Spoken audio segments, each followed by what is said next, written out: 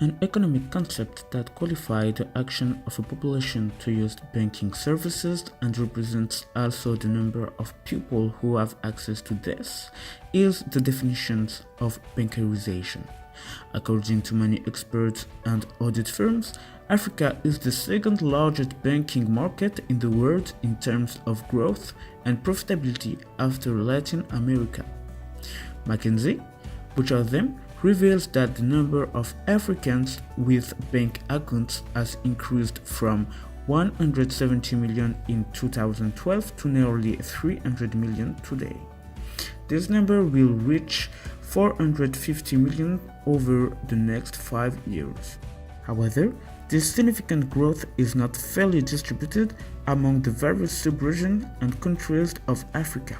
Only 5 countries, which are South Africa, Nigeria, Egypt, Angola, and Morocco, represent 68% of the continent's total banking income. The first way to explain the current situation in Africa is through the political context. Indeed, the first reason is the low access rate to banks, and secondly, a legal environment that does not allow on ease business. There is also a lack of confidence from both sides. Population does not really trust banks, and on the other hand, banks consider lending money as a risky move. If you had the constraint of administrative work, you easily understand the low interest of population to reach banks and to create an account. Moreover, the bancarization rates are proportional to revenues and education. In Africa, 55% of people who follow higher education have a bank account, against only 10% in the other case. On the continent, politicians seem reluctant to ease the access and installations of banks with an adequate legislative device. Finally, this political context reinforces the social difficulties on the subject. It is undeniable that being a part of the third world comes with many drawbacks. Indeed, having a late industrialization has slowed down development on so many levels as it is the case for Africa. In this context, traditional banks struggled and for the most part are still struggling to reach the unbanked across the continent. Today, our focus will be on Kenya, and just like many other countries in Africa, its people have trust issues towards the government and its institutions.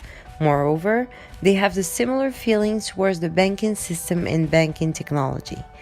Indeed, up until the mobile revolution, Kenyans had a strong reliance on cash transactions. In addition to all that, the small size of its markets, lack of financial literacy, low income levels, and weak judicial systems have created a constrained banking system. Thus, banks continue to rely on traditional banking model of branch networks, expensive technology, inadequate systems, and limited talent pool. As you can see through this Hofstede comparison chart, Kenya has a collectivist society with low masculinity. That means that they put the emphasis on the group's welfare and relationship overall. In this dynamic, where for instance money, donation and transactions are common to helping Kenyan families in the struggle, the mobile revolution was a blessing. This revolution has strongly increased the number of banked, if I may say, citizens within the country. In 2016, 31% of Kenya's unbanked population used or has used mobile for money transfers, and 23% of them were for bill payments. We can say that it helped undeniably unveil an unknown and hidden economy. The banking system in African countries has made it possible to strengthen the financing capacity of the economy and to offer users free banking services. This has led to increased financial inclusion, banking, and consumer protection. The aim is to improve access to financial and banking services at moderate rates. Streamlining banking conditions and increasing transparency in the pricing of banking services will be required. The aim is to solve the problem of the long queue each month in front of the treasure counter. Moreover, the use of mobile phone payment has spread like wildfire across the continent. This service allows money to be transferred from cell phone to cell phone. Mobile payment then becomes a daily reality. 16 million people have subscribed to it. This is a dazzling advance, but above all necessary for African countries. Opening an account is easy even if you have only a basic phone. Indeed, the representatives of the financial sector regulatory institution stated that the African countries' banks are currently well capitalized with sufficient liquidity available, not to mention the satisfactory quality of the assets they hold. These results reflect, among other things, the effort made during the year to boost the activity of the country's commercial banks. This has enabled some countries to achieve political and economic stability for more than a decade and to move toward education and investment. From then on, a middle and educated class emerged on the continent. For African governments, there is a necessity to reform the bank system in their countries, and also to set up a legal framework to help the development of African banks. They also need to establish a legal certainty and an harmonized regulation. Governments also want to bring the banks to the people to help the financial inclusion in their societies.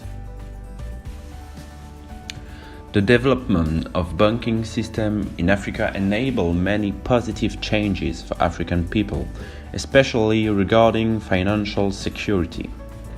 One of the most dynamic countries in the banking sector is the Ivory Coast. The volume of banking services went up from 7% in 2007 to 19.7% in 2016. Also, the overall use of financial services has improved remarkably from 13% in 2007 to more than 48% in 2016. A reason of such improvement is the fact that the banking sector has become a highly competitive market. Indeed, there is currently almost 30 operational banking institutions involved only inside the Ivory Coast. Competitiveness requires banks to distinguish themselves from their competitors. Hence, the overall number of agencies and ATM went significantly up.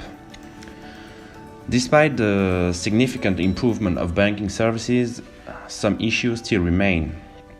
Ivorian companies state that the principal cause of trouble in their businesses comes from the complexity to access funding. In fact, the interest rates on bank loans remain pretty high, between 12 and 14%.